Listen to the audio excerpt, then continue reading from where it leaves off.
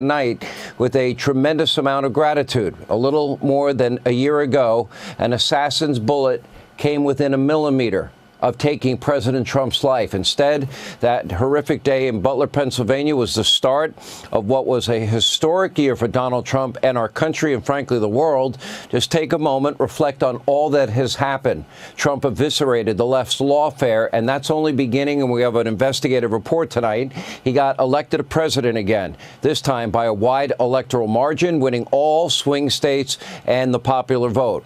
And as president, his policies and actions have been a monumental success. Our border is now secure. Criminal illegals are being deported in record numbers. Inflation is finally under control. Our economy is beginning to boom. You see it at the pump. Gas prices are at 5-year lows. And the U.S. federal government, they just posted their first monthly surplus in over 20 years. And meanwhile, Congress passed the largest tax cuts in American history, and families and working men and women are the biggest beneficiaries. No tax on tips and overtime. It is now the law of the land. We are also on a path towards energy dominance, and a nuclear-armed Iran that has been dismantled. What a difference 1 year and 1 millimeter can make.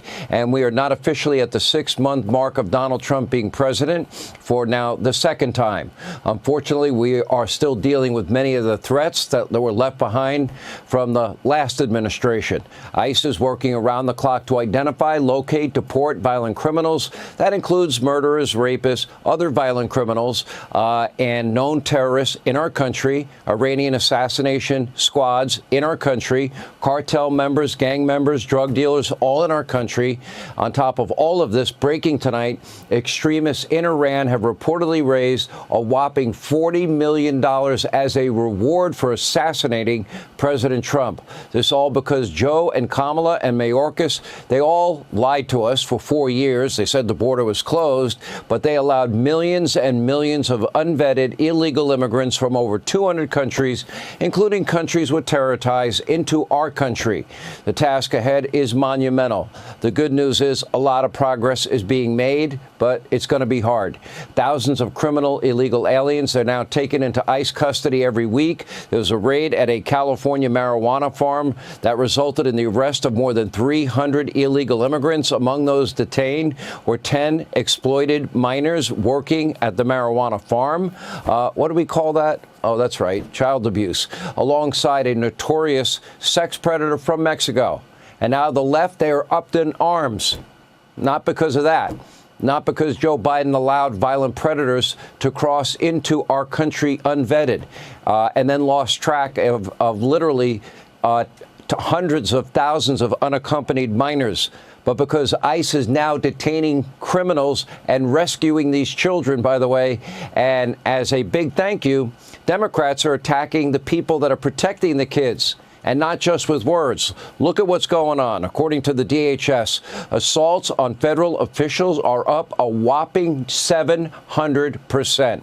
A lot of these agents are being set up. These agents get attacked now almost every single day. It is underreported. Let's look at this timeline. July 2nd, a man repeatedly ramming an ICE vehicle with his car in California. July 4th, a group of far-left extremists attacking an ICE detention facility in Texas. In that case, shooting a local law enforcement officer in the process. July 7th, a gunman opening fire at the entrance of the United States Border Patrol annex in Texas. July 8th, masked rioters assaulting ICE agents at a San Francisco courthouse. July 10th, scores of rioters attacking ICE agents at that marijuana farm in California. One even pulled a weapon and fired it in the direction of law enforcement. On July 11th, more violence against federal officials, this time in Portland, Oregon. And tonight, a California state professor is now facing federal charges after throwing a tear gas canister at law enforcement. And we could pretty much go on for the rest of the hour, on and on and on.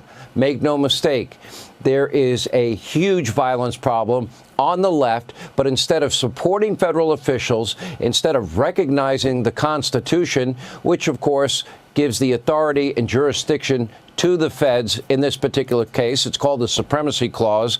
Democrats, they only add fuel to the fire.